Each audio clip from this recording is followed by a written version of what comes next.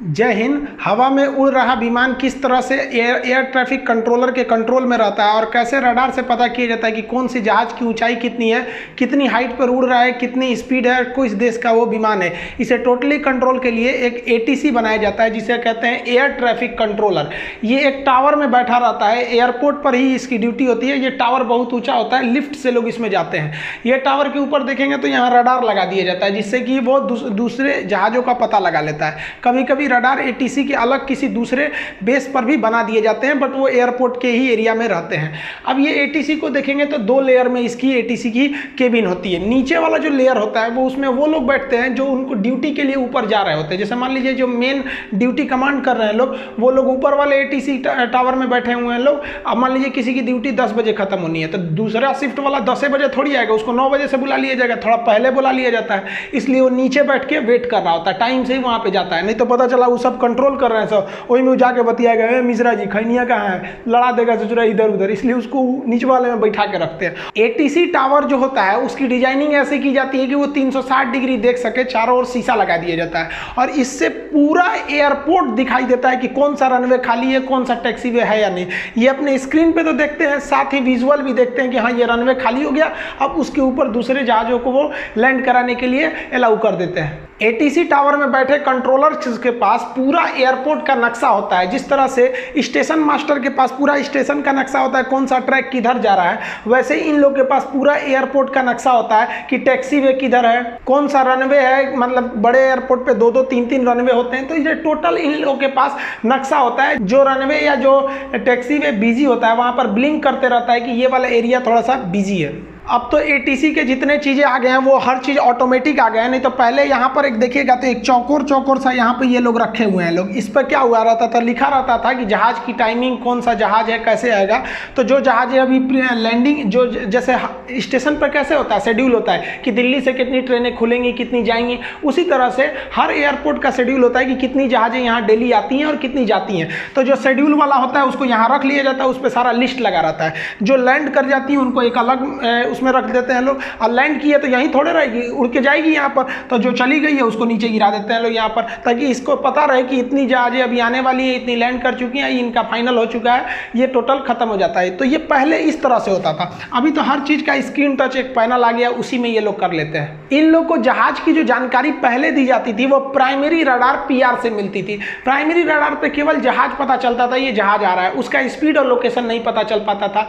इसलिए एक secondary surveillance radar लगाया गया। ये सर्वेलांस पता लगा लेता है, प्राइमरी रडार के ठीक ऊपर फिट हुआ रहता है सेकेंडरी सर्वेलांस रडार, जिसे हम सेकेंडरी रडार के नाम से जानते हैं। ये रडार बहुत ही एडवांस होता है। ये एक तरह का क्वेश्चन आंसर करते रहता है जहाज से। वो इधर से इंट्रोगेट करता है एक अलग फ्रीक्वेंसी पे, जैसे ये देखिए 1030 हर्ट्ज की फ्रीक्वेंसी पे छोड़ा है मेगाहर्ट्ज, वो 1090 मेगाहर्ट्ज पे वो छोड़ा है। तो ये एक दूसरे से कम्युनिकेट करते रहते हैं जहाज से। जहाज का जो कॉकपिट होता है जिसमें पायलट बैठता है, वहां एक इंस्ट्रूमेंट लगा रहता है जिसे ट्रांसपॉन्डर कहते हैं। ये ट्रांसपॉन्डर 2 चीजों से मिलकर बना है। ट्रांसमिट मतलब छोड़ना और रिस्पॉन्ड मतलब जवाब देना। तो ये जो होता है ना, जैसे यहाँ से आपका सेकेंडरी रडार कोई सिग्नल भेजेगा इसके ट्रांसपॉन्डर में यहाँ पर, तो ये क्या करेगा, ये सवाल सिग्नल नहीं भेजा है, एक तरह का क्वेश्चन आंसर कर रहा है, इंटरोगेट कर रहा है कि तुम कहाँ के जहाज हो, कितना के स्पीड में हो, कितना ऊंचाई पर हो, कहाँ जाओगे।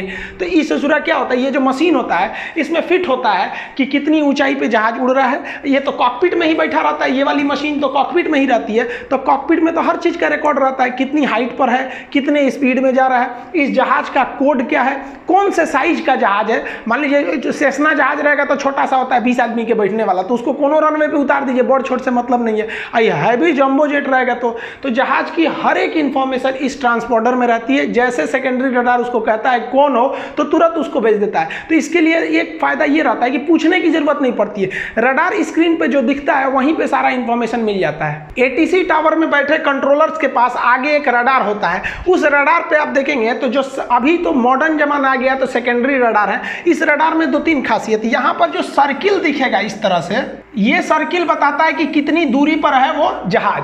अब कई ठो सर्किल हैं सब यहाँ पे, ये अलग अलग दूरी को दर्शा देते हैं सर।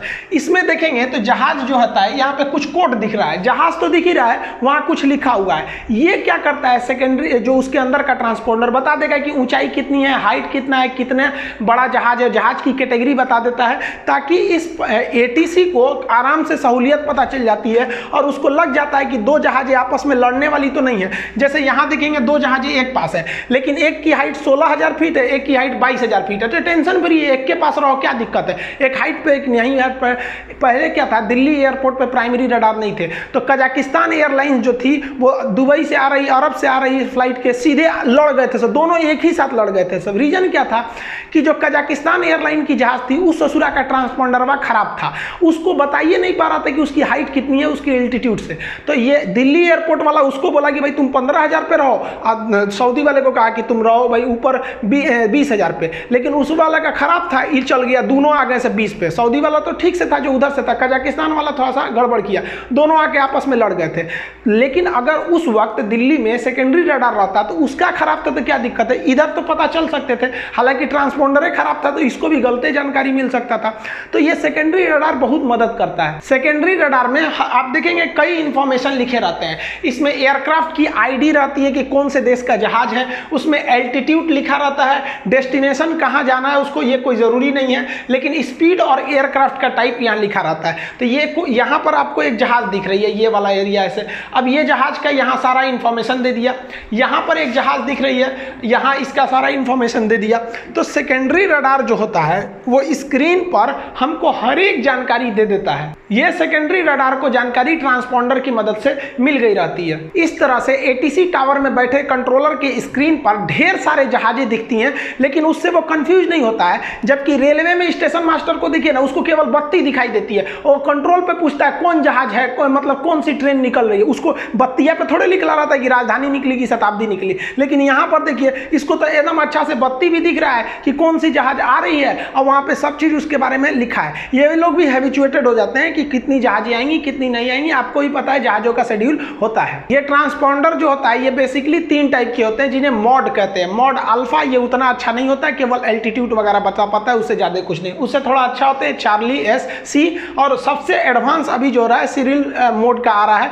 ये जो होता है एस टाइप का जो ट्रांसपोंडर होता है ये हर एक इंफॉर्मेशन दे देता है। अभी जितने बड़े जहाज हैं उसमें मॉड एस टाइप का ही ट्रांसपोंडर लगाना पड़ेगा।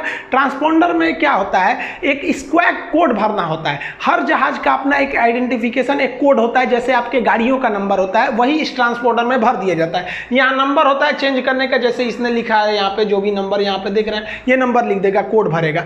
यहाँ पे नीचे जो होता है स्वैप कोड इनपुट के लिए बटन दिए रहते हैं, यहाँ पे वो बटन दे सकता है, यहाँ पे एल्टीट्यूड वगैरह दिखाई दे रहा होता है तो यहीं से भरना होता है। जैसे इसने भर रखा है कि 1725 1725, तो एटीसी के डिस्प्ले में क्या दिखाई देगा 1725, यानी ये जहाज का कोड है। अगर कोई गड़बड़ी करेगा तो इसी जहाज के कोड से पकड़ा जाएगा। जैसे किसी के एक्सीडेंट करके आप भाग जाते हैं तो आपका गाड़ी का नंबर होता है ना, वैसे एक तरह से कर दीजिए तो एटीसी को ये नंबर दिखाई देगा कि ये किस आईडी की जहाज है। कॉकपिट में बैठे पायलट को कभी बड़ी भयानक समस्या का सामना करना पड़ता है। जैसे मान लीजिए कि जहाज हाईजैक हो गया, हाईजैक होने पे क्या करते हैं सब ना, जो हाईजैकर होते हैं कॉकपिट में घुस के खोपड़िए पे बंदूक भिड़ा देते हैं, कहते कुछ मत करना, बताना भी मत कि हम हाईजैक हो गए हैं। अब क्या होगा, बता देगा कि हाईजैक हो गए तो खोपड़िए उड़ा देगा यहाँ पर, और नहीं बताएगा तो कहीं और उड़ा के लेके चल जाएगा। एक और समस्या क्या होती है कि जो जहाज होता है उसका नेविगेशन सिस्टम होता है, रडार होता है, रेडियो होता है जिसपे वो बात कर रहा होता है। कभी कभी वो रेडियो सिग्नल काम नहीं करता है या नेविगेशन ही गायब हो जाता है, उस चूर गायब हो जाएगा, हवा में फ्यूल खत्म होगा, दबाग दे गिरेगा कहीं, तो एक ये समस्या है। और दूसरी कभी कभी एयरपोर्ट में मिलिट्री वाले जहाज घूमने लगते हैं सब, मिलिट्री का जहाज का कोई एरिया नहीं होता, वो कहीं भी जा सकते हैं। सवारी वाले का तो फिक्स होता है ना कि भाई यहाँ से वहाँ जाएगा, मिलिट्री वाला कहीं भी चले जाते हैं सर। एक और चीज़ क्या होता है कि जब जहाज लैंड करने वाला होता है तब इसको कोई ज़रूरत नहीं है कि एटीसी से बात करे, इसको तो एयरपोर्ट देख ही रहा है। अब ये आईएलएस से ही जा सकता है, लोकलाइजर और ग्लाइड स्लोप की मदद से। पिछले वीडियो में हम आईएलएस समझा दिए थे।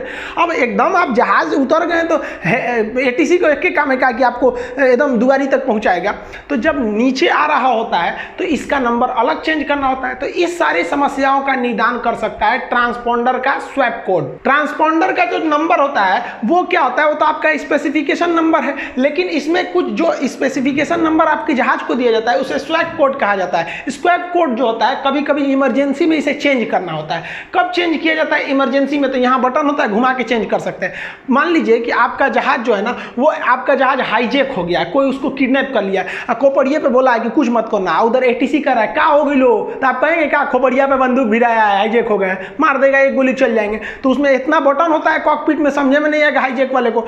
तो ट्रांसपॉन्डर में भर दीजिए 7500। जैसे 7500 भरेंगे, जो एटीसी टावर है उसको दिखेगा 7500, मतलब ये जहाज हाईजेक हो गया है। तुरंत मिलिट्री को कहेगा ये जहाज को चारों ओर से घेर के कहीं उतार लो, भागे मत यहाँ पर। हमारा जहाज IC-814 हाईजेक हुआ था ना 1999 के आखिरी दिन, सन 2000 को, 1 जनवरी को हाईजेक कर दिया सर, लास्ट दिन में लोग घूमने आ रहे थे।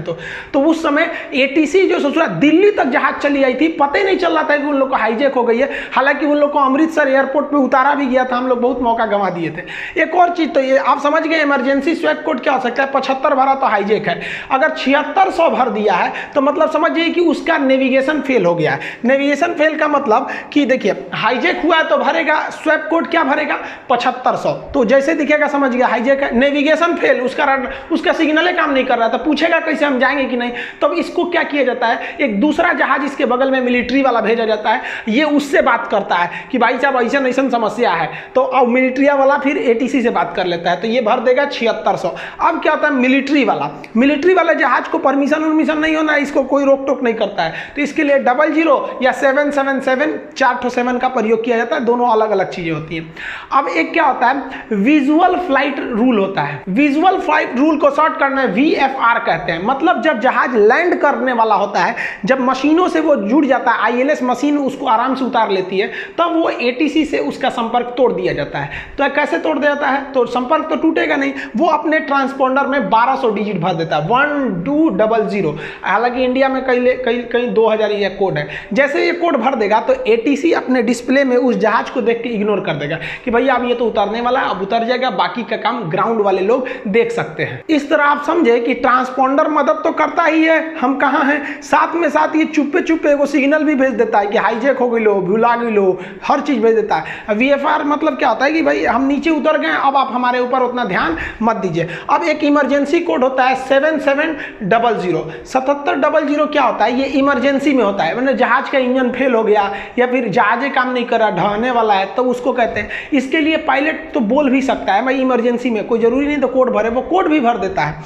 और बोल भी देता है पैन पैन पैन, मतलब अगर उसका एक इंजन फेल हुआ है तो पैन पैन पैन बोलेगा, और दोनों फेल हो गया तो मेडे मेडे मेडे, मतलब अब हम एकदम कंट्रोल के बाहर है। तो जैसे ये ATC को स्क्रीन पे 7700 दिख गया या फिर मेडे मेडे या पैन पैन सुनाई दिया, सारा एयरपोर्ट को क्लियर कर देगा, कहेगा भाई जहां मन उतर जाओ, कोई दिक्कत नहीं, जहां मन उतर जाओ, सब खाली है तुम्हारे लिए। अब इस बार जो कोझिकोड में दुर्घटना हुई, अब वहां ना पैन पैन बोला गया ना मेडे मेडे बोला गया। ब्लैक बॉक्स में पूरी रिपोर्ट आएगी कि बोला गया था या नहीं बोला गया था। अभी तक तो नहीं पता चल पाया है कि कोझिकोड में क्यों हुआ था, क्योंकि दो बार गो अराउंड होने का मतलब कुछ ना कुछ तो प्रॉब्लम है।